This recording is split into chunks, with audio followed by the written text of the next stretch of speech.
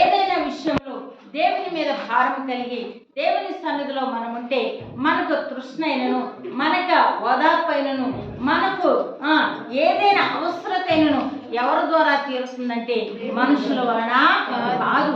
బలపరిచిన కోరాహు కుమారులు, స్థిరపరిచిన కోరాహు కుమారుల్ని, ఈ కోరాహు కుమారులను విడిచిపెట్టేసి వీళ్ళు ఒక ఉద్దేశంతో వారు ఉన్నప్పుడు దేవుని యందు నిరీక్షించు. నా ప్రాణమా, నీవెలా తొందరపడుచున్నావు? నీవు దేవుని యందు నిరీక్షించు. ఎందుకనగా ఆయన ఏం చేస్తున్నాడంటే చూద్దాం, చూడండి దేవుని బిడ్డారా.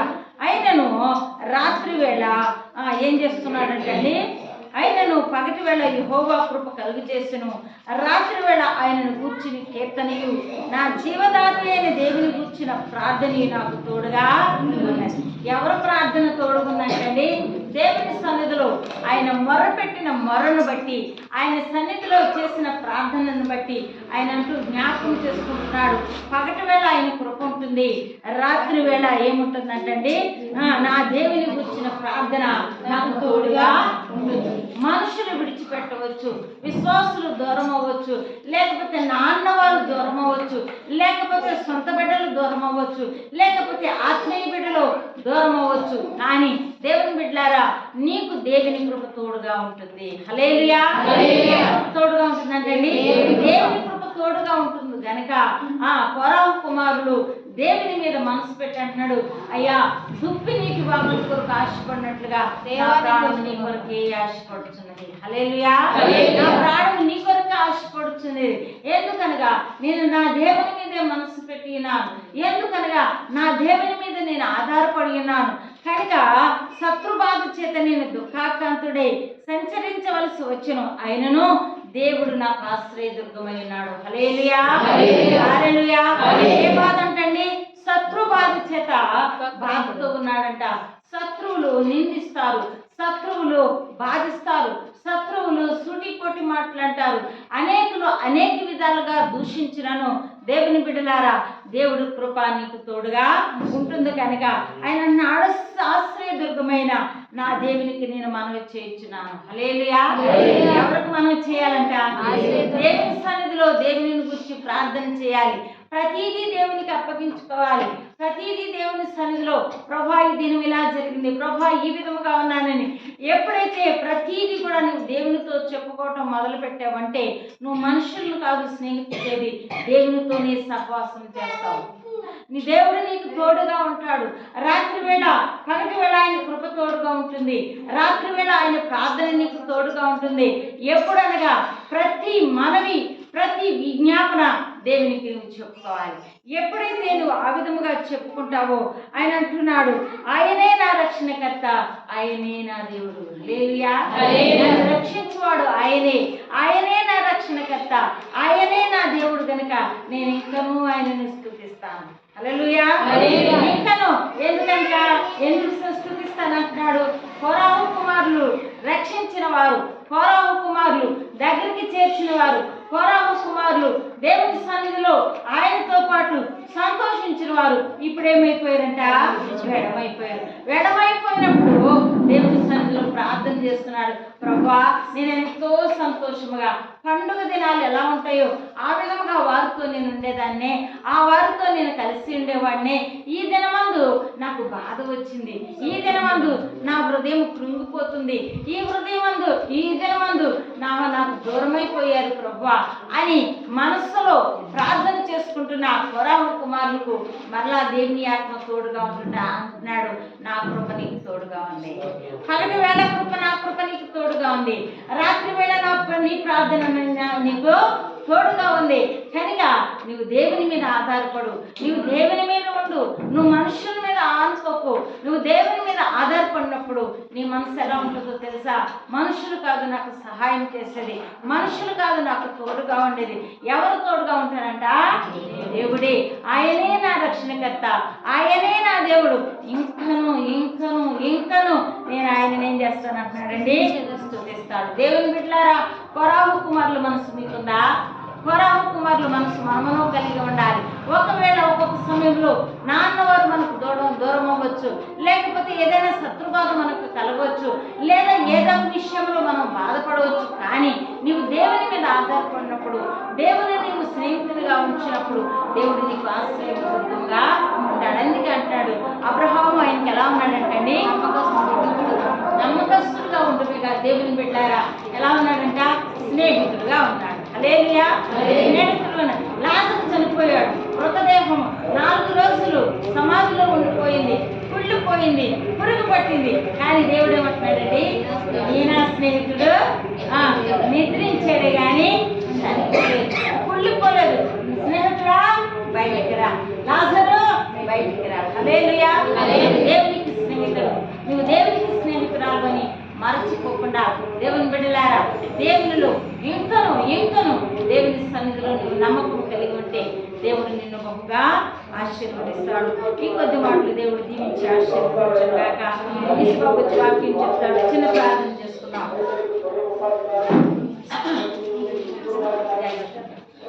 ప్రార్థన. స్తోత్ర మహాపరిశుద్ధమైన తండ్రి, నీ నామమునకు వందనాలు, స్తుతులు, స్తోత్రములు ప్రభువా. అయా నీకు వందనాలు. అయా కోరం కుమారుడు ఇదేనైనా నైనా దేవానికి వందనాలు.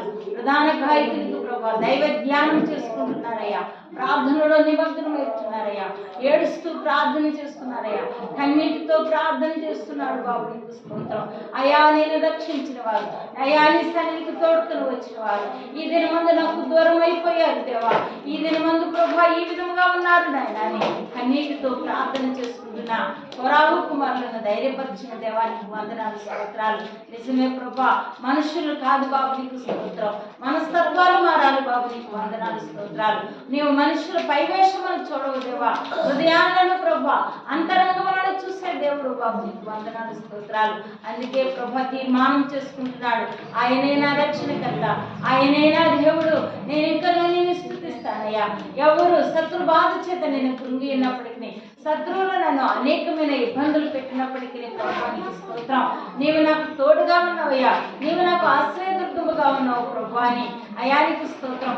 కొరావు కుమారులు ప్రార్థన చేసిన రీతిగా మేమను నీ సన్నిధిలో ప్రార్థన చేసి అనేకుల కొరకు ప్రార్థన విజ్ఞాపనలు చేసేవారంగా, ఇంకనూ నిన్ను ఎక్కువగా స్తుతించేవారంగా, ఇంకనూ నిన్ను ఎక్కువగా ప్రభా ఆరాధించేవారంగా ఉండడానికి సహాయం చేయమని సంఘమును బలపరచండి, సంఘమును ఆశీర్వదించండి.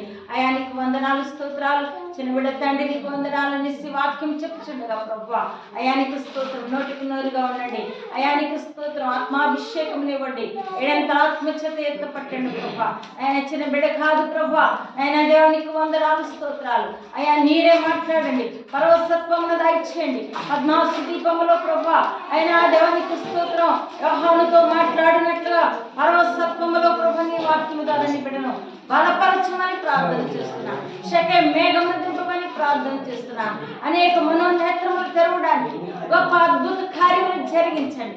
అయానికి స్తోత్రమునైనా తన నోటి వాక్కు చేత అనేక అద్భుతాలు మీరు జరిగించమని ప్రార్థన చేస్తున్నాను. క్రమంగా మర్యాదగా జరగడానికి సహాయం చేయండి. మీరే మాట్లాడి మహిమను పొందమని ప్రతి హృదయంలో ఉన్న కల్మషమును తీసివేసి అయానికి స్తోత్రం వెలుగుతో నింపి సంతోషంతో గంతులు వేసే బిడ్డలుగా ఉండడానికి సహాయం చేయమని ఆయన దీని ప్రార్థనలకి ఇచ్చి బిడ్డ చుట్టూని కంచి వేసి మీరు మాట్లాడి మహిమను పొందమని యేసు నామమును బట్టి అడుగుచున్నాము తండ్రి. ఆమేన్. ఆమేన్. ఆమేన్. దేవుని పరిశుద్ధ నామానికి అందరూ వందనాలండి. గడిచిన వారం నుండి వరకు దేవుని కృప ఆశీర్వాదం మన మీద హెచ్చుగా ఉందని నేను ఎంతగానో ఆశిస్తున్నాను. నమ్మిన వారు దేవుని స్తోత్రం చెప్దాం. హల్లెలూయా, హల్లెలూయా. ఈరోజు ఒక చిన్న మాట ద్వారా ఆయన లేఖన భాగాలను మనం ధ్యానిద్దాం. దేవుడు ఈరోజు మనకు ఇచ్చిన మాటను మనం ధ్యానిద్దాం. అదేంటంటే మండుచున్న అగ్ని. మన యొక్క బైబిల్ నుండి ఇర్మియా గ్రంథము 23వ అధ్యాయము 29వ వచనం చూద్దాం. ఇది దేవుని యొక్క వాక్కు అనే పక్కన ఉన్నది. నా మాట అగ్ని వంటిది కాదా, చాలండి, నా మాట అగ్ని వంటిది కాదా అని దేవాది దేవుడు సెలవిస్తున్నాడు. ఇక్కడ మనం ఇక్కడ ఉంది కదా, మన యొక్క సంఘములో ఇక్కడ బలిపీఠం ఉన్నది కదా, బలిపీఠం మీద కూడా ఇక్కడ ఉంటుంది చూడండి, నా మాట అగ్ని వంటిది కాదా అని ఇక్కడ రాయబడి ఉంటది. అంటే దేవుని యొక్క మాట ఎలాంటిదంటే అగ్ని వంటిది. అగ్ని ఎలాంటిదంటే అగ్నికున్న స్వభావం ఎలాంటిదంటే అది దహించి వేస్తుంది. దహించి వేసిన తర్వాత అగ్నిలో నుండి ఏమొస్తుందంటే వెలుగు వస్తుంది. ఎప్పుడైతే అగ్ని మండుచున్నదో, ఎప్పుడైతే అగ్ని దహించి వేస్తున్నదో దాని నుండి ఏమొస్తుందంటే వెలుగు వస్తుంది. కనుక ఏంటంట, దేవుని యొక్క మాట ఎలా ఉన్నదంట, దేవుని యొక్క వాక్యం ఎలా ఉన్నదంటే అగ్నిలా ఉన్నది.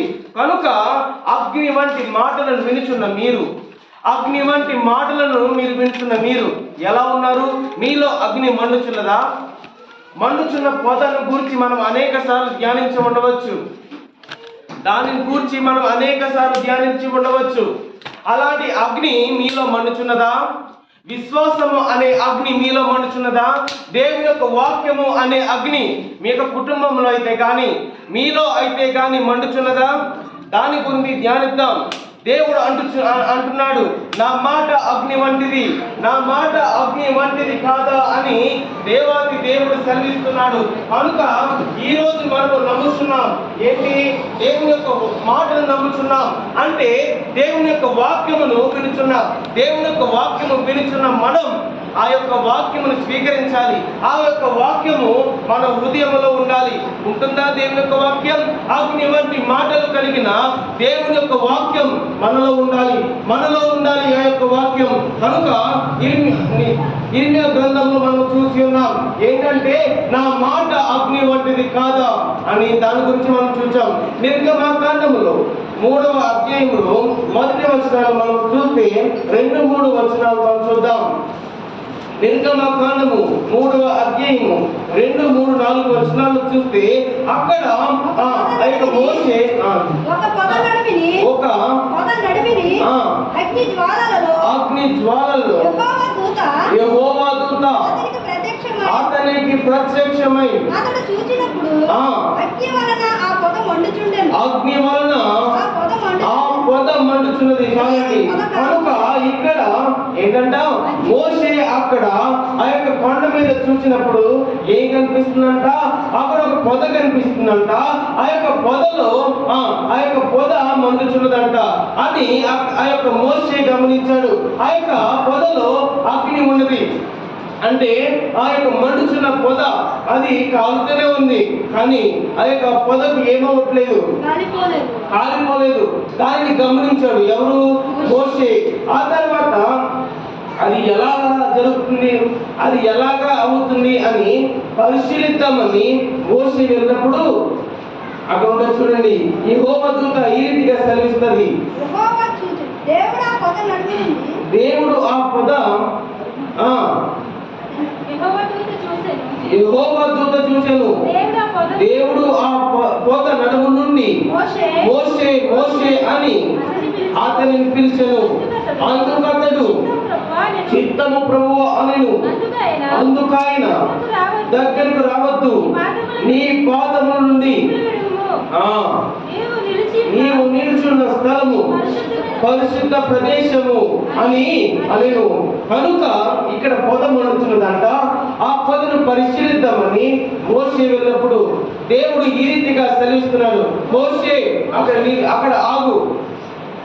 ఈ స్థలము నీవు నిలుచున్న స్థలము పరిశుద్ధ స్థలము, పరిశుద్ధ ప్రదేశము. అక్కడ ఈ యొక్క చెప్పులు విప్పి రా అని అనేను. కనుక ఇక్కడ అదే రీతిగా మనము కూడా దేవాది దేవునికి ఆరాధన చేస్తూ ఉంటాం. మన చెప్పులు బయటికి విప్పి ఇక్కడికి వచ్చి పరిశుద్ధ స్థలములో ఆరాధన చేస్తూ ఉంటాం. నిజముగా అక్కడ మోషే మండుచున్న పొద దగ్గరకు వచ్చాడు. ఆ రీతిగానే మండుచున్న వాక్యము అనే రీతిగా మన యొక్క మందిరంలో కూడుకున్నాం మనం. నిజంగా ఆ యొక్క మండుచున్న పొద దగ్గర మోషే ఏ రీతిగా ఉన్నాడో ఈరోజు నా మాట అగ్ని వంటిది కాదా అంటే వాక్యము అగ్ని వంటి వాక్యము వినుచున్న మనం కూడా అలాంటి ప్రదేశంలోనికి, పరిశుద్ధ ప్రదేశంలోనికి వచ్చాం. నిజముగా ఆ యొక్క మండుచున్న అగ్ని స్వభావం మనలో ఉంటుందా? అగ్ని మండుచున్నదా? మన సంఘంలో అగ్ని మండాలి కదా. మండుచున్న పొద ఏ రీతిగా అయితే అక్కడ కొండ మీద ఉండదో ఆ రీతిగానే దేవుడు వాక్యం ద్వారా మనతో మాట్లాడుతున్నాడు. అగ్ని వంటి వాక్యము చేత మన హృదయాలను తాకుచున్నాడు. ఏ రీతిగా మనం జీవిస్తున్నాం? మన హృదయంలో మండుచున్న వాక్యం ఉంటుందా? కొండ మీద ఉన్నది ఏంటి? మండుచున్న పొద. అది పరిశుద్ధమైన ప్రదేశము. ఈరోజు నీలో ఆ మండుచున్న వాక్యం ఉన్నదా? ఆ యొక్క కొండ మీద అయితే మోషే అక్కడ వెళ్ళిన చోట అయితే పొద మండుచున్నది. అలాంటిది మీ యొక్క హృదయంలో మండుచుందా? మీ యొక్క కుటుంబాల్లో అలాంటి దేవుని యొక్క మాటలు అంటే అగ్ని వంటి మంట మీ కుటుంబంలో ఉన్నదా? ఏ రీతిగా జీవిస్తున్నాం? దేవుడు అంటున్నాడు, నా యొక్క మాటలు అనగా నేను మీకు బయలుపరిచిన వాక్యము అగ్ని వంటి మాటలు, అగ్ని వంటి వాక్యము మీకు ఇచ్చాను. అది మిమ్మల్ని దహించి వేస్తుంది. అది మిమ్మల్ని ఆ యొక్క దహించి వేయడం ద్వారా వెలుగులోకి నడిపిస్తుంది. ఏమి దహించి వేస్తుందంటే ఎబ్రీయులకు రాసిన పత్రికలో 6వ అధ్యాయంలో 8వ వచనంలో ఉంటుంది. గచ్చకాయలు ముళ్ళ పొదలను అది దహించి వేస్తుంది. అగ్ని గచ్చ తీగలను దాని మీద పెరిగిన ఎడల అది పనికిరాదని అది కాల్చివేయబడు. ఎలాంటిదంట? ముళ్ళ తిప్పలంట, గచ్చకాయ పొదలంట అగ్ని కాల్చివేస్తుంది. అగ్ని కాల్చివేసిన తర్వాత ఏమవుతుందంటే వెలుగులోకి ప్రవేశిస్తాం. అంటే ఇక్కడ ముళ్ళ తీగలు అంటే, ఇక్కడ గచ్చకాయ పొదలు అంటే లోకంలో మనం ఆచారాలు, మన యొక్క పాపాలను దేవుని యొక్క వాక్యం కాల్చివేసిన తర్వాత ఏమవుతుంది? అగ్ని దహించి వేసిన తర్వాత అగ్ని మండుతున్నప్పుడు ఏమవుతుంది? అక్కడ వెలుగు మనకు ప్రకాశిస్తుంది. అదే వెలుగు వాక్యమే. ఆ వాక్యమే వెలుగులోనికి మనల్ని నడిపిస్తుంది. కనుక దేవుని యొక్క వాక్యం ఎలాంటిదంటే అగ్ని వంటిది. ఆ అగ్ని ఏం చేస్తుందంటే ముళ్ళ పొదలు, గచ్చ తీగలు వంటి స్వభావం, మనలో పాపము, మనలో శాపము వంటివి అది కాల్చివేసి వెలుగులోనికి, సర్వ సత్యంలోనికి మనల్ని నడిపిస్తుంది. కనుక అలాంటి వాక్యము వినుచున్న మీరు, అలాంటి వాక్యములో మీరు ఎదుగుచున్న మీరు, మీలో ఉన్నదా వెలుగుచున్న అగ్ని, మండుచున్న అగ్ని మీలో ఉన్నదా? దేవుడు మనల్ని ఎన్నుకున్నాడు. దేవుడు ప్రత్యేకించాడు మనల్ని. దేవుడు అగ్నిని మన యొక్క మందిరంలో ఉంచాడు. హల్లెలూయా, హల్లెలూయా. ఎంతో మంది నశించిపోయి ఉండవచ్చు. ఎంతో మందికి సర్వసత్యమైన సువార్త తెలియకపోవచ్చు. కానీ మీకైతే వాక్యము తెలుసు. మిమ్మల్ని అయితే దేవుడు రక్షించుకున్నాడు. మీ యందు, ఈ యొక్క సంఘం యందు దేవుడు అగ్ని జ్వాలల వంటి వాక్యము నుంచి ఉన్నాడు. హల్లెలూయా, హల్లెలూయా. ఆ వాక్యం ఏం చేస్తుంది? ఆ వాక్యము మిమ్మల్ని ఏం చేస్తుంది అంటే, మొదటిగా గచ్చ తీగలు, ముళ్ళ తిప్పలు వంటి స్వభావం అనగా శాపము, పాపము అనే వాటిని అది తీసివేసి, అది కాల్చివేసి, ఆ వాక్యం ఏం చేస్తుందంటే, ఆ యొక్క అగ్ని అంటే వాక్యం ఏం చేస్తుందంటే వెలుగులోనికి మిమ్మల్ని నడిపిస్తుంది. హల్లెలూయా, హల్లెలూయా. సాధారణమైన అగ్ని కాదండి. సాధారణమైన అగ్ని లోకంలో మనం కాల్చుకునే అగ్ని కాదు. కొంతమందిని అడిగితే మీ ఇంట్లో అగ్ని ఉండదంటే ఏమంటారంటే, మా ఇంట్లో అగ్ని ఉన్నది, రోజు మేము నీళ్లు కాసుకుంటాం, రోజు మేము టీ కాసుకుంటాం, రోజు మేము అన్నం వండుకుంటాం అని అంటారు. అదే అగ్ని? అది కాదు. శక్తివంతమైన వాక్యము అనే అగ్ని మన యొక్క కుటుంబాల్లో ఉండాలి, మన యొక్క సంఘములో ఉండాలి, మన యొక్క హృదయాల్లో ఉండాలి. హల్లెలూయా, హల్లెలూయా. దేవుడు అంటున్నాడు వాక్యము అగ్ని వంటిది. ఆ వాక్యము అగ్ని వంటిది. అది మండుచున్న అగ్ని. అది ఏం చేస్తుందంటే ముళ్ళ తీగలు, గచ్చ కాయలను కాల్చి వేస్తుంది. ఆ వాక్యము అగ్ని వంటిది. అగ్ని వెలుగు ప్రకాశింపజేస్తుంది, మిమ్మల్ని వెలుగులోకి నడిపిస్తుంది. అలాంటి వాక్యం అలాంటి యొక్క ప్రత్యక్షత మీ హృదయాల్లో ఉండాలి, మీ యొక్క కుటుంబాల్లో ఉండాలి. ఆ రీతిగా మనం జీవించాలి. ఆ అగ్ని మండుచున్నది, ఆ యొక్క ప్రదేశము పరిశుద్ధమైనది అని దేవుడు మోషేతో చెప్పి ఉన్నాడు. నీ చెప్పులు విప్పి ఇక్కడికి రా, ఈ యొక్క ప్రదేశంలో ప్రవేశించు అని దేవాది దేవుడు మోషేతో చెప్పుచున్నాడు. దేవుడు ఎందుకు చెప్పుచున్నాడు? అది పరిశుద్ధమైన స్థలం. మనము కూడా అంతే కదా, బయట చెప్పులు విప్పి ఈ యొక్క పరిశుద్ధమైన దేవుని యొక్క మందిరంలోకి ప్రవేశించాం. ఇక్కడ అగ్ని వంటి వాక్యము బయలుపడుతుంది. అగ్ని వంటి వాక్యము చేత దేవుడు మీతో మాట్లాడుతున్నాడు. ఈ రోజు దేవుడు మీతో సూటిగా మాట్లాడుతున్నాడు. నీ హృదయంలో దేవుని యొక్క వాక్యము అనే అగ్ని ఉన్నదా? మీ యొక్క కుటుంబంలో దేవుని యొక్క అగ్ని అనే వాక్యము ఉన్నదా అని దేవుడు సూటిగా ప్రశ్నిస్తూ ఉన్నాడు. దేవుని యొక్క వాక్యము అంటే అగ్ని. ఆ అగ్ని మిమ్మల్ని దహించి వేస్తుంది. ఆ అగ్ని మిమ్మల్ని వెలుగులోని ప్రకాశింపజేస్తుంది, సర్వ సత్యంలోనికి నడిపిస్తుంది. కనుక ఏ రీతిగా మనం జీవిస్తున్నాం? ఏ రీతిగా నమ్మకమైన జీవితాన్ని జీవిస్తున్నామా? పరిశుద్ధమైన విశ్వాస సంబంధమైన జీవితాన్ని మనం జీవిస్తున్నామా? ఎలాంటి అగ్ని ఉన్నది మన కుటుంబంలో? సాధారణమైన రోజు మనం కాచుకునే అగ్ని మన కుటుంబాల్లో ఉంటుందా? లేదంటే శక్తివంతమైన అగ్ని దేవుని యొక్క అగ్ని ఉంటుందా? ఎలాంటి అగ్ని మన యొక్క కుటుంబాల్లో ఉంటుంది? ఎలాంటి రీతిగా మనం జీవిస్తున్నాం? ఎలాంటి పద్ధతిలో మనం జీవిస్తున్నాం? ఎలాంటి రీతిగా మనం బ్రతుకుతున్నాం? ఎలాంటి ప్రార్థన స్థితి మన కుటుంబాల్లో ఉంటుంది? ఎలాంటి విశ్వాస స్థితి మన యొక్క కుటుంబాల్లో ఉంటుంది? ఎలాంటి స్థితిలో మీ యొక్క పిల్లలు పెరుగుతున్నారు? వారు సర్వ సత్యంలోకి వెళ్తున్నారా? వారిలో అగ్ని ఉంటుందా? ఎవరు ఏ రీతిగా జీవిస్తున్నారు? తల్లిదండ్రులు ఏ రీతిగా జీవిస్తున్నారు? మీలో అగ్ని ఉంటే, మీలో ఆయన మండుచున్న అగ్ని ఉంటే మీరు పరిగెడతారు, దేవుని కొరకు పరిగెడతారు, దేవుని కొరకు అత్యాసక్తి కలిగి పరిగెడతారు. మరి మీరు ఏ రీతిగా ఉంటున్నారు? ఎలాంటి అగ్ని మీలో మండుచున్నది?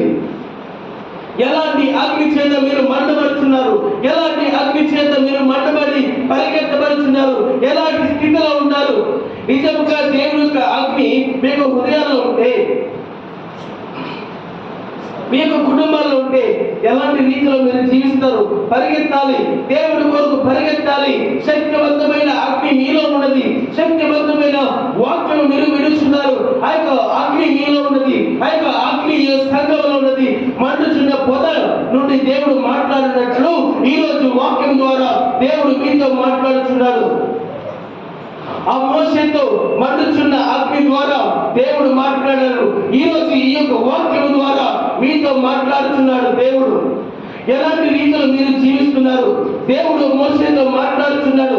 అగ్ని పొద నుండి దేవుడు మాట్లాడినట్లు ఈ రోజు మీతో ఈ యొక్క వాక్యం ద్వారా దేవాది దేవుడు మాట్లాడుతున్నాడు. ఎలాంటి రీతిలో మనము జీవిస్తున్నాం? ఎలాంటి స్థితిలో మనం ఉంటున్నాం? ఎలాంటి జీవితం మనము జీవిస్తున్నాం? ఎలాంటి పరిస్థితుల్లో, ఎలాంటి విశ్వాసములు మనము ఉంటున్నాం? ప్రతిదీ గమనించుకోవాలి. మనం ఎలాగ మనము జీవిస్తున్నాం, ఎలాగ మనం ఉండాలి? పాత నిబంధన గ్రంథములో ఒక చక్కటి ఉదాహరణ చూద్దాం. దానియేలు గ్రంథము 3వ అధ్యాయము 21వ వచనం. దానియేలు గ్రంథము 3వ అధ్యాయము 20వ వచనం. అక్కడ ముగ్గురు వ్యక్తులు కనబడతారు. షడ్రక్, మేషక్, అబేద్నెగో. మరియు తన సైన్యములో నుండి బలిష్ఠులను కొందరిని పిలువనంపించి షద్రకును, మేషకును, అబేద్నెగోను బంధించి వేడిమి కలిగి మండుచున్న ఆ అగ్నిగుండములో వేయడని ఆజ్ఞ ఇయ్యగా, వారు వారి అంగీలను నిలువటి అంగీలను పై వస్త్రములను తక్కిన వస్త్రములను తీయకయే ఉన్న పాటల ముగ్గురిని వేడిమి కలిగి మండుచున్న ఆ గుండము నడుమ పడవేసిరి. రాజాజ్ఞ తీవ్రమైనందునను గుండము మిక్కిలి వేడిమి కలదైనందునను షద్రకు, మేషకు, అబేద్నెగోలను విసిరి వేసిన ఆ మనుషులు అగ్ని జ్వాలల చేత కాల్చబడి చనిపోయిరి. షద్రకు, మేషకు, అబేద్నెగోలను ఆ ముగ్గురు మనుషులు బంధింపబడిన వారై వేడిమి కలిగి మండుచున్న ఆ గుండములో పడగా, రాజుకు నెబుకద్నెజరు ఆశ్చర్యపడి కేవలముగా లేచి, మేము ముగ్గురు మనుషులను బంధించి ఈ అగ్నిలో వేసితిమి కదా అని తన ఇక్కడ ఎవరు కనిపెట్టారు? షడ్రక్, మేషక్, అబేద్నెగో. దేవుడు అక్కడ రాజు ఒక ఆజ్ఞ ఇచ్చాడు. రాజు అయిన నెబుకద్నెజర్ ఒక ఆజ్ఞ ఇచ్చాడు. ఏమి ఆ ఆజ్ఞ? నా యొక్క ప్రతిమకు మీరు నమస్కారం చేయకపోతే, నా యొక్క ప్రతిమకు మీరు సాష్టాంగ పడకపోతే ఏమవుతుందంట?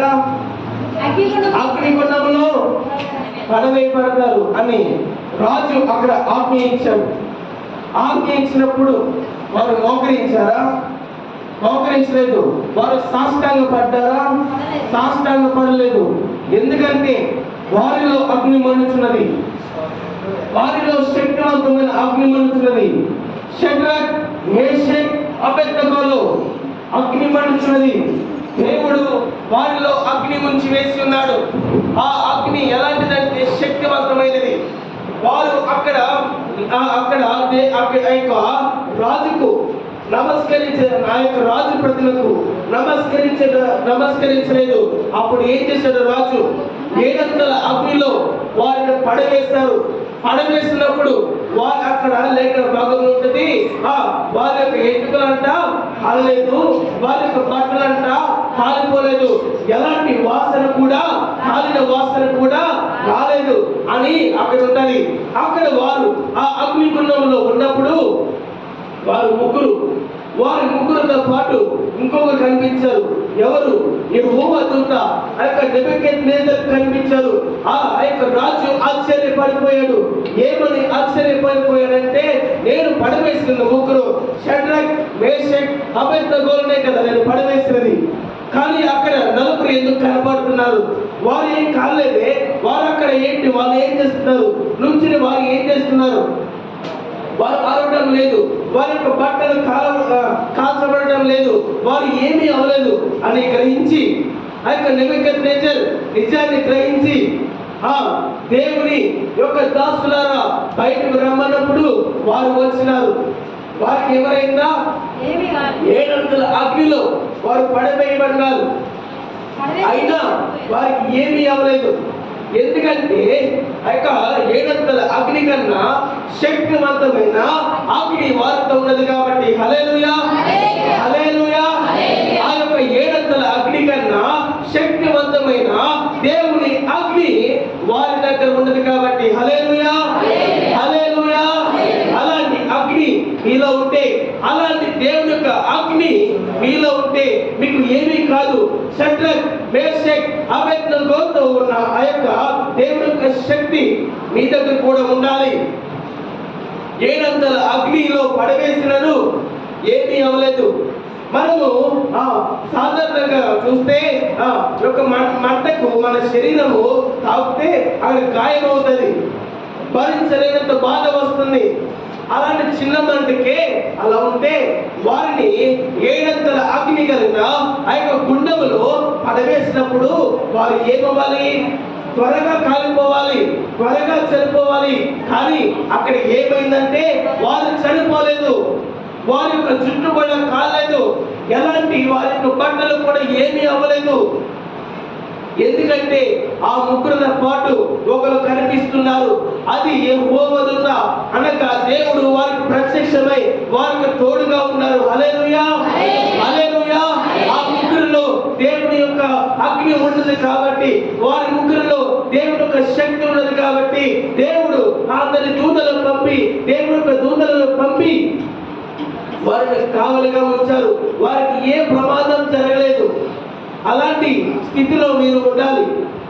లోకంలో అనేకమైన ఇబ్బందులు, ఇక్కట్ల చేత బాధపడుతున్న మీరు ఎలా ఉండాలంటే, శక్తి కలిగిన వాక్యము మీలో ఉంటే, శక్తి కలిగిన వాక్యము మీలో ఉంటే, షడ్రక్, మేషక్, అబేద్నెగో ఆ గుండంలో పడవేయబడిన 700 అగ్ని చేత వారు దాంట్లో ఉంచబడిన వారు కాలేదు. ఎందుకంటే ఆ 700 అగ్ని కన్నా శక్తి అయిన అగ్ని వారితో ఉన్నది కాబట్టి. హల్లెలూయా, హల్లెలూయా. కనుక ఈరోజు మనము బాధించబడుతున్న క్రియల చేత, బాధించబడుతున్న ప్రతి దాని నుండి విడుదల కావాలంటే శక్తివంతమైన అగ్నిని మనం స్వీకరించాలి. అదే దేవుని యొక్క మాటలు అనగా దేవుని యొక్క వాక్యం. ఆ వాక్యము వినుచున్న మీరు ఆ వాక్యము బోధించుతున్న మేమైతే కానీ మీరైతే కానీ ఏమవ్వాలి? ఆ వాక్యము నమ్మాలి. అది అగ్ని వంటిది, అది దహించే వేసే అగ్ని అని నమ్మాలి.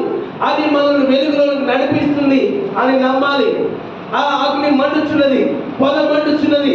ఆ యొక్క ప్రదేశానికి మోసే వచ్చినప్పుడు దేవుడు అంటున్నాడు, మోసే నీకు పాదములకున్న రక్షణను తీసివేసి లోనికి రా, ప్రవేశించు. ఈ మండుచున్న అగ్ని గల ప్రదేశము ఇది పరిశుద్ధమైన ప్రదేశము అని దేవుడు సెలవిస్తున్నాడు.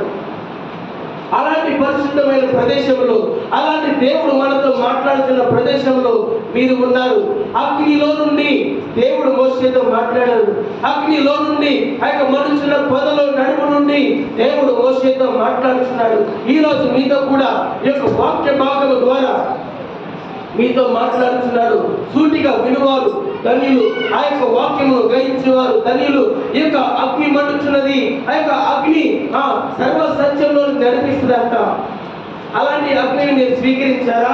మీకు హృదయంలో ఉన్నదా ఆ యొక్క అగ్ని? మీకు కుటుంబంలో మండుచున్నదా ఆ అగ్ని? ఒకవేళ ఆ అగ్ని మండుచుంటే ఏమవుతుందంటే ఆ యొక్క షద్రక్ మేషక్ అబేద్నెగో జయించారు, రాజును జయించారు. ఎందుకు జయించారంటే శక్తి గల అగ్ని, దేవుని యొక్క కృప వారితో ఉన్నది కాబట్టి.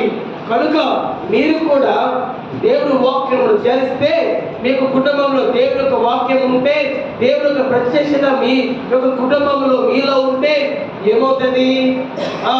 మోషేతో ఎలాగైతే ఆ యొక్క మండుచున్న పద ద్వారా దేవుడు మాట్లాడారో, మీ యొక్క కుటుంబంలో అయితే కానీ మీతోనైతే కానీ దేవుడు మాట్లాడతారు, సూటిగా మాట్లాడతారు. మీ యొక్క విన్నపములను ఆయన స్వీకరించి మీకు జవాబు ఇస్తాడు. ఎప్పుడు? మీరు కాలాలి, మండాలి. మీరు మండితే, మీకు కుటుంబంలో మీరు మండితే, వాక్యము మీలో ఉంటే, ఆ మండుచున్న అగ్ని వంటి వాక్యం మీరు కుటుంబంలో ఉంటే దేవుడు మీతో మాట్లాడతాడు.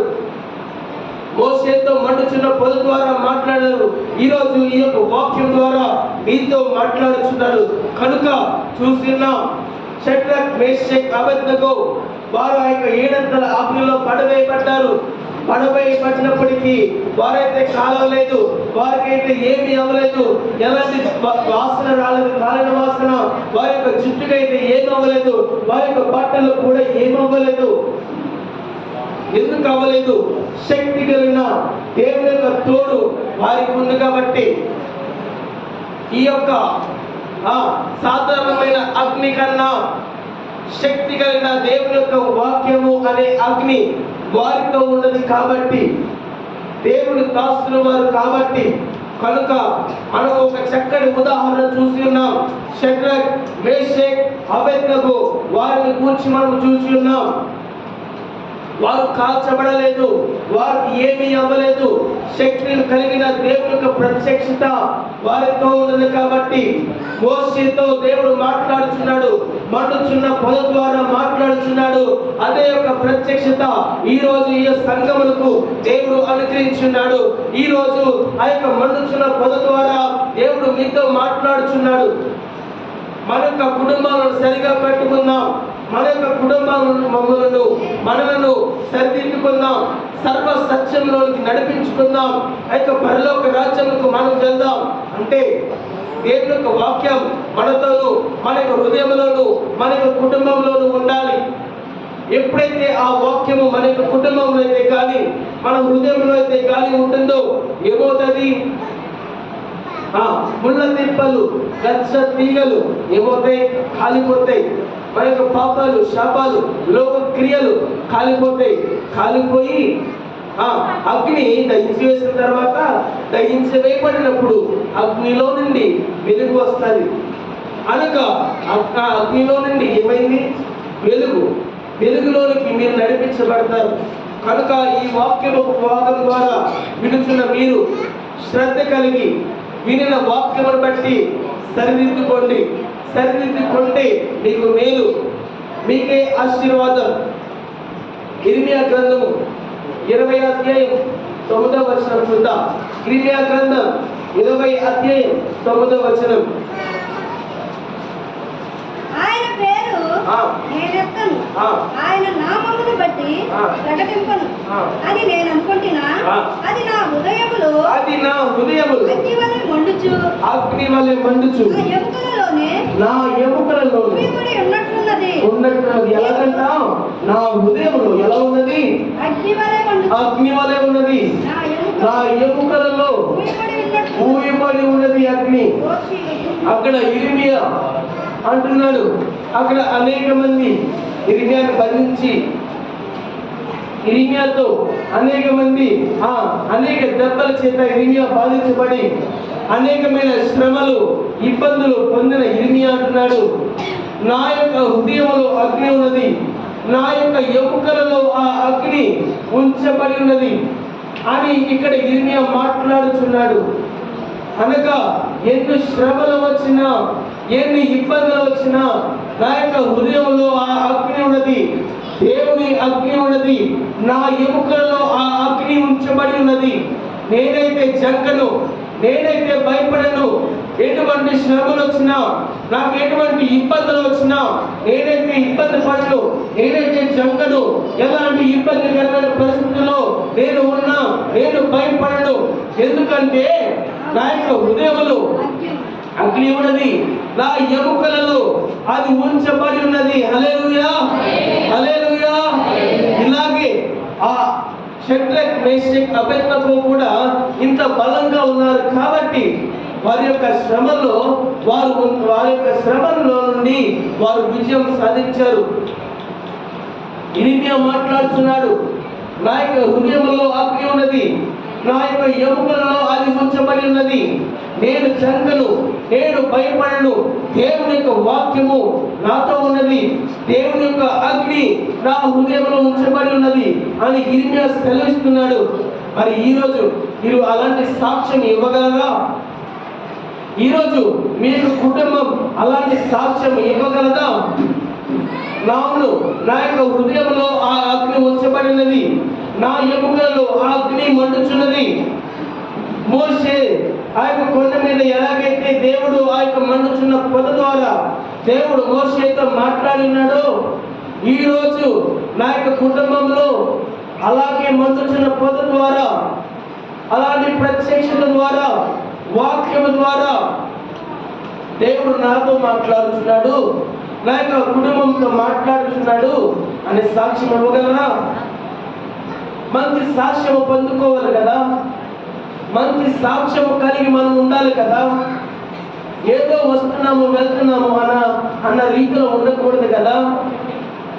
ఏదో వస్తున్నాము, పాటలు పాడుకుంటున్నాము, వాక్యం వింటున్నాము, వెళుతున్నాము అనే రీతిగా ఉండకూడదు కదా. మనం ఎందుకు ఈ ప్రయాస పడుతున్నాం? పరలోక రాజ్యం వెళ్ళాలి కదా. ఇది ఒక యాత్ర కదా. యాత్రలో మనం అటు ఇటు తిరగకుండా ఆయన వాక్యం ద్వారా మనం కట్టబడుతున్నాం కదా. కనుక ఎలాంటి రీతిలో మనం ఉండాలి? నామకార్థమైన స్థితిలోనికి ఈరోజు సంఘం వెళ్ళిపోతుందా? నామకార్థమైన స్థితిలోనికి ఈరోజు క్రైస్తత్వం వెళ్ళిపోతుందా? ఎలాంటి స్థితిలోకి మనం వెళ్ళిపోతున్నాం? రోజు రోజుకు సంఘం లోకంలోనికి వెళ్ళిపోతుందా? రోజు రోజుకి సంఘం లోకంలోనికి వెళ్ళిపోతే హృదయంలో అగ్ని ఉండదు. దేవుడు మనతో మాట్లాడాడు. మండుచున్న పొద ద్వారా మోషేతో మాట్లాడినట్లు మనతో మాట్లాడరు. ప్రత్యక్షత మనలో ఉండదు. ఇలాగ అయిపోతాం కదా. ఎలాంటి స్థితిలో మనం ఉంటున్నాం? దేవుడు మనకి ఇచ్చిన మహిమను పోగొట్టి ఉన్న వారుగా ఉంటున్నామా? దేవుడు మహిమించాడు నిజమే, స్వాస్థ్యులుగా మనల్ని ఏర్పరచుకున్న నిజమే, ఉన్నతమైన స్థానంలో నిలబెట్టాడు నిజమే. దానిని పోగొట్టుకొనిచున్న వారంగా ఉన్నామేమో, సరిదిద్దుకుందాం. పూర్వకాల స్థితి ఎలాంటి స్థితి? మన యొక్క తల్లిదండ్రులు, తాత ముత్తాతలు ఉన్న స్థితి, వారికి ఉన్న భక్తి జీవితం ఎలాంటి భక్తి జీవితం? ఈరోజు మనము జీవిస్తున్న భక్తి జీవితం ఎలాంటి భక్తి జీవితం? ఏదో వచ్చాము, వెళ్ళిపోయాము, వాక్యం విన్నాము అన్న రీతిగా కాదు, పరిశీలించాలి. కొత్త నిబంధన గ్రంథంలో ఉంటది, ఒక సంఘం అంట వాక్యమును పరిశీలించారంట, పెరియ సంఘస్థులంట వాక్యమును పరిశీలించారంట. మరి మీరు కూడా పరిశీలించాలి కదా, సంఘముగా కూడుకున్న మీరు పరిశీలించాలి కదా. పరిశీలిస్తున్నారా? వాక్యమును మనము ధ్యానిస్తున్నారా? నేను అనేక మందిని చూసి ఉన్నాను, అనేక మందిని గమనించి ఉన్నాను చాలా రోజులు బట్టి. మన సంఘంలో అయితే కాదు కానీ వేరే వేరే చోట్ల అనేక మందిని గమనిస్తూ ఉన్నాను. వారు క్రైస్తవులే కానీ నామకార్థమైన స్థితిలోకి వెళ్తున్నారు. ఈరోజు దైవజనులు కూడా వెళ్ళిపోతున్నారు చాలా మంది. మరి ఆ స్థితిలో ఉన్నామా? దేవుడు మహిమను పోగొట్టుకున్నామా? మండుచున్న అగ్ని అలాంటి స్థితి మనకు మందిరంలో ఉన్నది, మన కుటుంబంలో ఉంటుందేమో. అలాంటి స్థితిని పోగొట్టుకున్నామా? పోగొట్టుకోవద్దు. విని అంటున్నాడు, నా యొక్క హృదయంలో ఆ అగ్ని మండుచున్నది, నా యొక్క ఎముకలలో ఆ అగ్ని ఉంచబడి ఉన్నది. అనగా దేవుని యొక్క శక్తి నాలో ఉన్నది. నేను భయపడను, నేను జడియను, నేను భయపడను అని ఇర్మియా సెలవిస్తున్నాడు. షడ్రక్ మేషక్ అబేద్నెగో కూడా చెప్పి ఉన్నారు, రాజా అగ్నిలో పడివేస్తున్నా, మేమైతే నీ యొక్క విగ్రహానికి మొక్కం, ఎందుకంటే నీకన్నా నిజమైన దేవుడిని మేము నమ్ముకున్నాం, నిజమైన శక్తివంతమైన దేవుడిని మేము అంగీకరించాం, మేము మొక్కం అని అక్కడ షడ్రక్ మేషక్ అబేద్నెగో కూడా చెప్తున్నాడు. అగ్ని గురించి మనం అనేక వచనాలు ఈ పాత నిబంధన గ్రంథంలో చూశాము. కనుక అగ్ని ద్వారా షడ్రక్ మేషక్ అబేద్నెగోకు మహిమ వచ్చింది. ఇక్కడ ఇర్మియా గ్రంథంలో అయితే ఇర్మియా అక్కడ అన్యజనులతో చెప్పుచున్నాడు, సాధారణమైన అగ్ని నాలో లేదు, మీరు వంట వండుకునే అగ్ని నాలో లేదు, మీరు సాధారణమైన కట్టెల పుల్లతో కాల్చబడిన అగ్ని నాలో లేదు, అని నాలో శక్తివంతమైన అగ్ని దేవుడు ఉంచాడు, లేక హృదయంలో దేవుడు ఉంచాడు. ఆ అగ్ని నాలో ఉంటే నేను భయపడను. ఆ అగ్ని లేక హృదయంలో ఉన్నది, ఆ అగ్ని నా ఎముకలలో ఉన్నది, నేను భయపడను. దేవుడి యొక్క శక్తి, దేవుడి యొక్క అగ్ని నాలో ఉన్నది, నేను చెడియను, నేను భయపడను అని ఇర్మియా సెలవిస్తున్నాను. మరి మీ హృదయంలో ఉంటుంది అలాంటి అగ్ని. దేవుడు మాట్లాడుతున్నాడు మోషేతో. మండుచున్న పదుల నుండి దేవుడు నడుము నుండి మాట్లాడినట్లు ఈరోజు ఈ యొక్క వాక్యం ద్వారా మీతో మాట్లాడుతున్నాడు దేవాది దేవుడు. ఆ అగ్నిని స్వీకరిస్తున్నామా? దేవుడు మీతో మాట్లాడుతున్నాడా? నిజముగా అలాంటి సాక్ష్యం ఇర్మియాకున్న సాక్ష్యం అనుకున్నదా? నా యొక్క హృదయంలో మండుచున్నది అగ్ని, నా యొక్క హృదయంలో ఉన్నది దేవుని యొక్క మహిమ, నా యొక్క హృదయంలో ఉన్నది దేవుని యొక్క వాక్యం. నేను విశ్వాసంతో ఉన్నాను, నేను ఒక దృఢ సంకల్పం కలిగి ఉన్నాను అని ఎంతమంది ఈరోజు సాక్ష్యం కలిగి ఉంటున్నారు? సాక్ష్యం అలా మన ముఖ్యం, మన జీవితానికి సాక్ష్యం ముఖ్యం. మార్కు సువార్త 12వ అధ్యాయము 26-27 వచనాలు చూద్దాం. మార్కు సువార్త 12వ అధ్యాయం 26-27.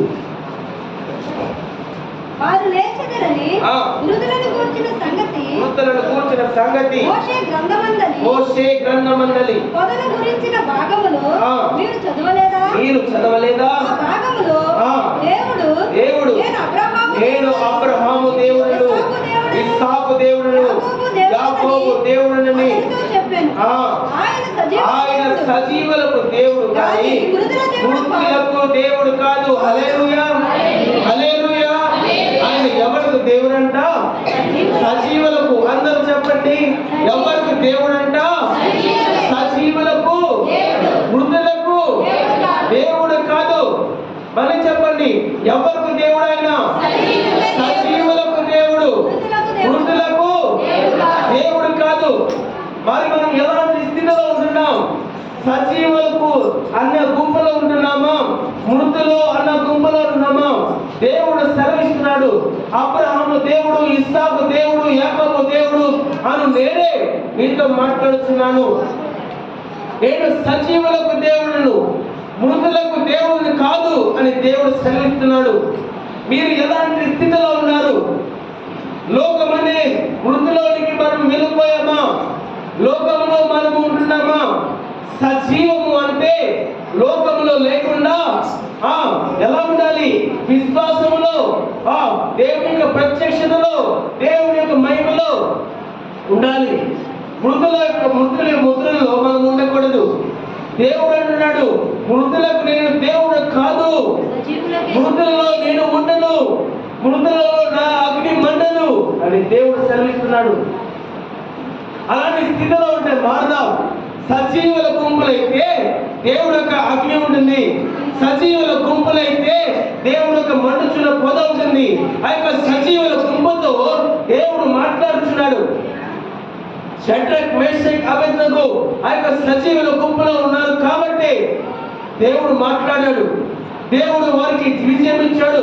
అలాంటి సజీవుల గుంపులో ఉంటున్నామా మనం? ఎలాంటి గుంపులో మనం ఉంటున్నాం?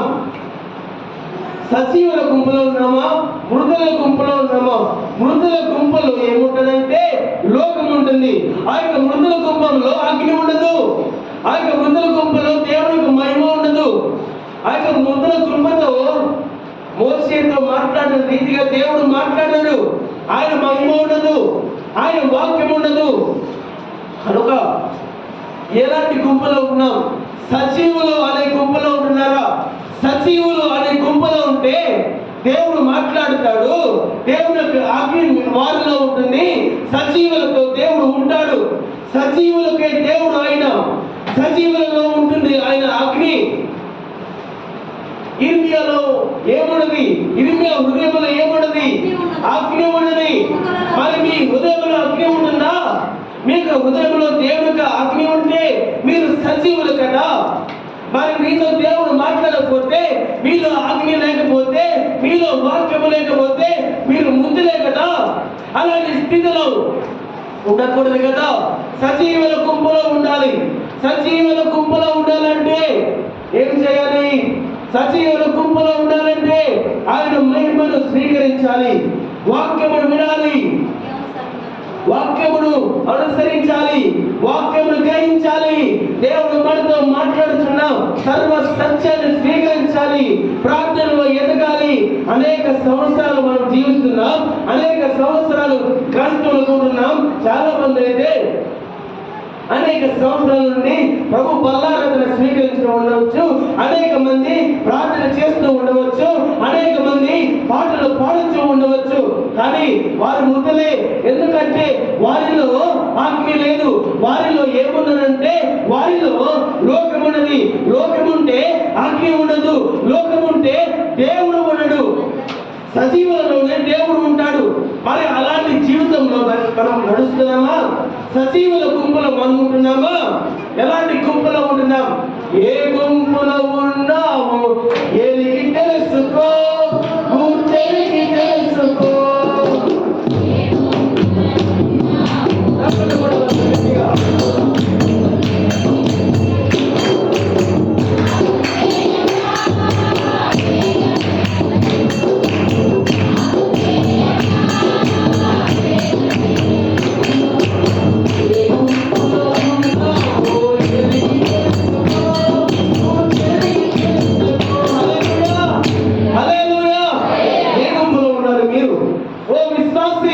మీతో దేవుడు మాట్లాడుతున్నాడు.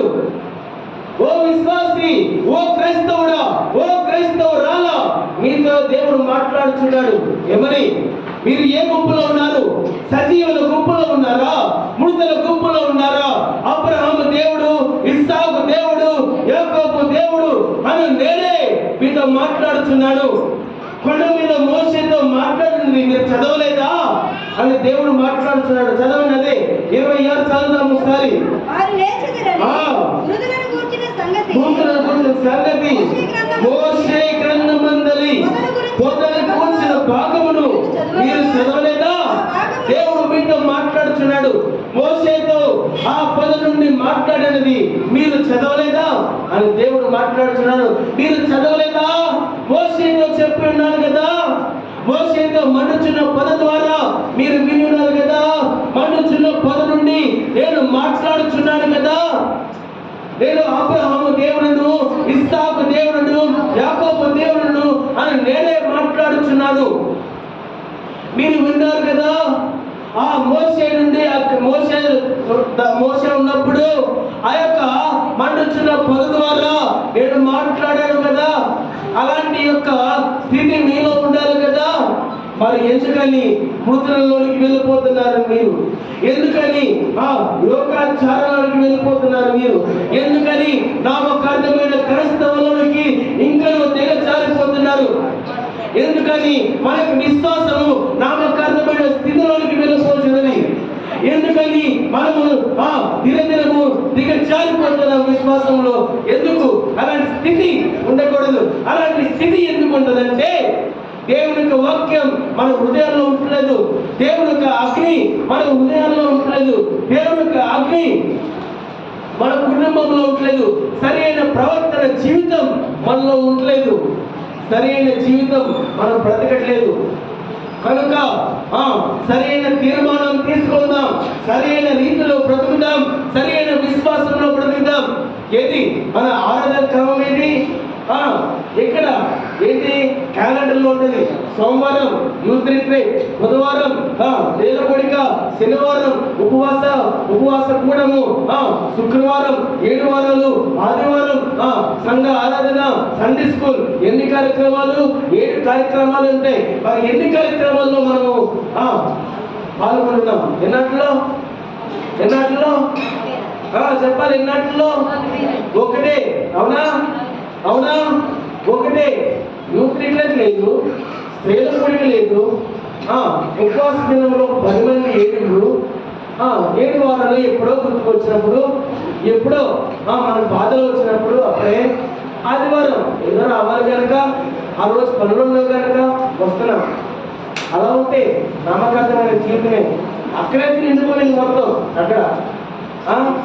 కానీ నామకార్థమైన స్థితిలోనే అగ్ని మండట్లేదు మనలో, అగ్ని లేదు మనలో. అనేకమైన విశ్వాస క్రియలు మనలో ఉండలేదు. మీరు మండుచున్న పొద ద్వారా ఉంటే దేవుడు మనతో మాట్లాడతాడు. అలాంటి స్థితిలోనికి లేదు. అనేకమైన సార్లు దేవుడు మందిరంలో మనం కలిగితే ఆయన మాట్లాడతాడు. అలాంటి స్థితి మనకు లేదు. ఏదో కొడుకునే ముందు ప్రార్థన చేసుకుందాం. భోజనం చేసే ముందు నైనా ఈ యొక్క భోజనం మాకు ఇచ్చావు, వందనాలయ్యా అనుకుంటాం అంతే. కొంతమంది అది కూడా అనుకోరు. కొడుకునే ముందు సుఖమైన దయచేయండి, మా చుట్టూరు ఈ దేవదూతలు వచ్చండి, ఆమె అయిపోయింది. ఆదివారం వస్తాం, ప్రార్థనలో ఉంటాం, చప్పట్లు కొట్టాం, ఇలాగే ఉంటాం. ఆరాధన వస్తుంది, మనం మూసుకుంటాం, ఇంతే. ఎవరో ప్రార్థన చేస్తారు, మనం మాట్లాడుకుందాం. ఇక్కడ ఉన్న మీరైతే ఫోన్లు చూస్తారు, చాటింగ్లు, కొసలు పక్కన మాట్లాడతారు. ప్రార్థన చేస్తున్నప్పుడు అల్లాలు ఎన్నో ఉంటాయి, అనేకమైన ఉంటాయి. అంటే ఎలాంటి స్థితిలో మనం తీసుకున్నామో మనమే గ్రహించుకుంటాం. 8 కార్యక్రమాలు, సంఘ కార్యక్రమాలు, 7 కార్యక్రమాలు ఇండిపోయింది అక్కడ వస్తాం. కానీ లేదు. 8 కార్యక్రమాలు చేస్తున్నాం, ఒకటే. శనివారం చేస్తాం, 7. శనివారం ఉదయం ఏంటి? రక్షణ, స్వస్థత, కుడికులు. ఎంతమంది? నేను వచ్చిన వాళ్ళు ఎంతమంది? ఒక్కరే. ఏం మరి? బుధవారం స్త్రీల కూడిక లేదు, పురుషుల యవనస్తులది లేదు, పురుషుల సహవాసం లేదు. నామకార్థమైన స్థితి వస్తున్నా, నేను చేయాలి, వెళ్ళాలి, అంతే. ఆదివారం వస్తాం, ప్రార్థన చేస్తాం, దేవచరణాలు వస్తాం, వచ్చంటాం, ఇక్కడ ప్రార్థన చేద్దాం. అయ్యారు అమ్మగారండి, నాకు అలాంటి ఇబ్బందులు వచ్చినాయండి, 50,000 అమ్మకట్టాలండి, నేను నాకు వరకు ప్రార్థన చేయండి అంటాం, అంతే. అలా చేశారు, జరుగుతుంది, మనం చేయక ప్రార్థన, అంతే కదా. అలా ఉంటే ఏ గుంపులు ఉన్నట్టు? మృతుల గుంపులో ఉన్నట్టు. సజీవుల గుంపులో ఉంటే అక్కడ ఉన్న 7 కార్యక్రమాల కన్నా రోజు ఇక్కడ జరుగుతాం. మనం మోషేతో మాట్లాడుతున్నాడు. మోషే వచ్చినప్పుడు ఆ మండుచున్న పొద అంట, వినండి, స్పష్టంగా వినండి. మోషే ఆ కొండపైకి వచ్చినప్పుడు, ఆ మండుచున్న పొద దగ్గరికి వచ్చినప్పుడు దేవుడు మాట్లాడాడు, ఇది పరిశుద్ధమైన ప్రదేశం, నేను మీతో మాట్లాడే ప్రదేశం ఇది. ఈ యొక్క పొదలు మాట్లాడే ప్రదేశం ఇది. నేను చెప్పిన మీ విశ్వాసం ద్వారా నేను మాట్లాడతాను అని మోషే తన మాట వినిపిస్తున్నా అందరికీ, చివరి వాళ్ళకి అందరికీ ఇస్తుందా? అలాగే ఈరోజు మీరు వస్తే అనేకమైన సార్లు దేవుడు మందిరానికి వస్తే ఇక్కడ ప్రార్థిస్తే ఇక్కడ దేవుడు మాట్లాడతాడు. పాత నిబంధన గ్రంథంలో కూడా ఉంది. ప్రధాన యాజకుడు ప్రత్యక్ష గుడారంలోకి వచ్చినప్పుడు మందసం ఉన్న చోట నుండి దేవుడు మాట్లాడతాడు. అవునా కదా? అవునా? ప్రత్యక్ష గుడారంలో మందసం ఉంటుంది. అక్కడికి అక్కడ ప్రధాన యాజకులు వచ్చినప్పుడు దేవుడు మాట్లాడతారు, అవునా కదా? అలాంటి బలిపీఠమే కదా.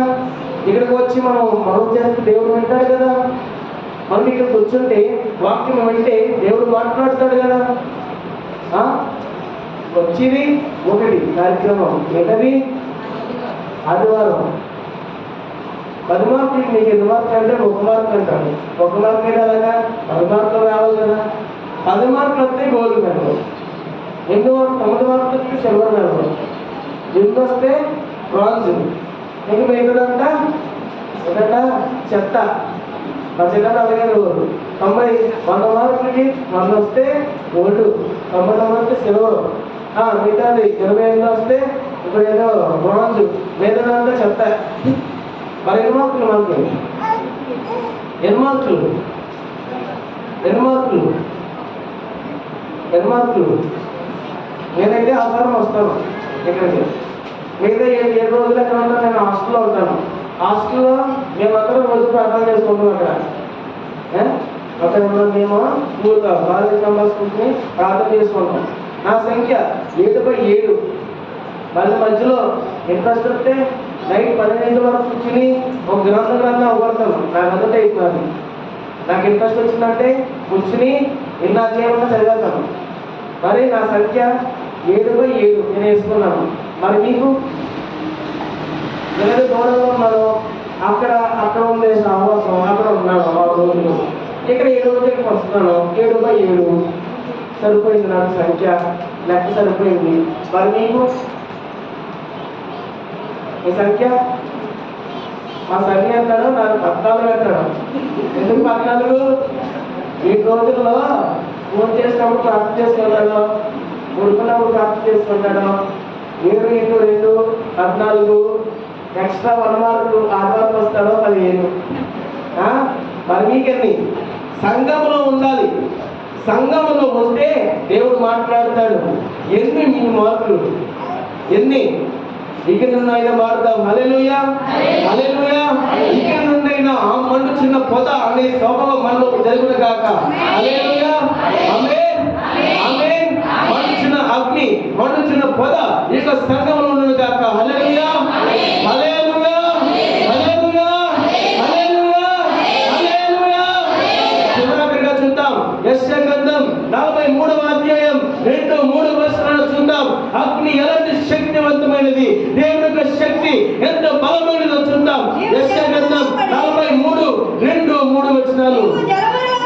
నీవు జలములో పడి నేను నీకు తోడైందును, నదుల్లో పడి వెళ్ళినప్పుడు అది నీ మీద పొల్లు పారును, నీవు అగ్ని మధ్యను నడిచినప్పుడు కాలిపోవు, జ్వాలలు నిన్ను కాల్చివేయవు. యెహోవాకు నేనే నీకు దేవుడును, ఇశ్రాయేలు పరిశుద్ధ దేవుడినైనా నేను నిన్ను రక్షించబడును. హల్లెలూయా, హల్లెలూయా. యెహోవాకు నేనే నీకు దేవుడును. నీవు అగ్నిలో నడిచినా నీకు కాలలు, నేను అగ్ని జ్వాలను దహించి వేయవు. జలంలో ప్రవేశించినప్పటికీ, ఎన్ని ఇబ్బందుల్లో ఉన్నప్పటికీ నీకు ఏమీ కాదు. ఎందుకు? యెహోవాకు నేనే నీకు దేవుడును, ఇశ్రాయేలు పరిశుద్ధమైన దేవుడిని నిన్ను రక్షించుకుంటాను అని దేవుడు సెలవిస్తున్నాడు. అగ్నిలో నడిచినా నీకు ఏమీ కాదదు, ఏమి కాలవు. జ్వాలలో నడిచినా నీకు ఏమీ అవ్వదు, ఎందుకంటే నేను నిన్ను రక్షించుకుంటాను అని దేవుడు సెలవిస్తున్నాడు. కనుక వాక్య భాగం విన్నాం. ఏం వాక్యం విన్నాం? మొదటిగా మనం చూస్తే నా మాట అగ్ని వంటిది కాదా, నా వాక్యం అగ్ని వంటి జ్వాలలు కావా, నా యొక్క మాటలు మిమ్మల్ని దహించి వేస్తాయి. ఆ యొక్క దహించి వేయడం ద్వారా ఎలాంటి దానిలోకి ప్రవేశిస్తాం? వెలుగులోకి ప్రవేశిస్తాం. గచ్చకాయలు ముందర పిప్పలు కాల్చివేయబడతాయి. మోషేతో అగ్ని పొద నుండి మాట్లాడాడు. ఈ రోజు నీవు అదే ఆ యొక్క వాక్యం నీలో ఉంటే, ఆ అగ్ని నీ యొక్క హృదయంలో ఉంటే నీతో కూడా మాట్లాడతాడు. మందిరంలో నీవు ఉంటే, మందిరంలో నీవు గడిపితే నీతో దేవుడు మాట్లాడతాడు. ఇర్మియా గురించి చూచాం. ఇర్మియా హృదయంలో ఏముందంట? దేవుడి యొక్క అగ్ని ఉన్నది. ఎరుసలేములో అది దాచివేయబడినది. కనుక ఇర్మియా లాంటి స్వభావం నీకు ఉంటే, నీలో అగ్ని ఉంటే, ఇర్మియా హృదయంలో ఆ అగ్ని ఉన్నది, ఎముకలలో ఆ అగ్ని ఉంచబడినది, అలాంటి అగ్ని నీలో ఉండాలి. షడ్రక్ మేషక్ అబేద్నెగోలకు 7 అగ్నిలో వేయబడిన షడ్రక్ మేషక్ అబేద్నెగోకి ఏమీ అవ్వలేదు. ఎందుకంటే ఆ యొక్క 7 అగ్ని కన్నా శక్తి కలిగిన అగ్ని వారిలో ఉంది కాబట్టి. సజీవులకు దేవుడు, మృతులకు దేవుడు కాదు. సజీవుల గుంపులో ఉండాలి, వాక్యం స్వీకరించాలి, అగ్ని మనలో ఉండాలి. అబ్రహాము, ఇస్సాకు దేవుడు, ఆ ముగ్గురికి దేవుడైన నేనే మీతో మాట్లాడుతున్నాను అని చూసిన లాస్ట్ గా యెహోవా నేనే నీకు దేవుడును, నేను రక్షించుకుంటాను. ఇప్పుడు నీవు మందిరంలోకి వస్తే, నేను మండుచున్న పొద ద్వారా నీతో మాట్లాడుతాను, నీతో సుడిగా మాట్లాడతాను. నీకు హృదయంలో అగ్ని ఉంటే, నీకు కుటుంబంలో అగ్ని ఉంటే, నీలో అగ్ని ఉంటే నా యొక్క మహిమ నీ మీద ఉంటుంది. నీకు ప్రకాశింపజేస్తాను, నీకు మహిమ కలుగుతుంది అని దేవుడు చెప్పుచున్నాడు. కనుక వాక్యము గ్రహించి అత్యాసక్తి కలిగి అక్కడ నింపబడినవి మీరు జరిగిస్తే మీకు ఆశీర్వాదం. అనేకమైన సార్లు వచ్చి ప్రార్థన చేస్తే దేవుడు మీతో మాట్లాడతాడు. మీరు వాక్యం సరిగ్గా వింటే దేవుని యొక్క అగ్ని మీలో ఉంటుంది. హల్లెలూయా, హల్లెలూయా. స్పీకర్గా దేవుడికి చప్పట్లు కొడతాం. హల్లెలూయా, హల్లెలూయా, హల్లెలూయా. జీవితము వెలిగించుము ప్రభు కొరకు,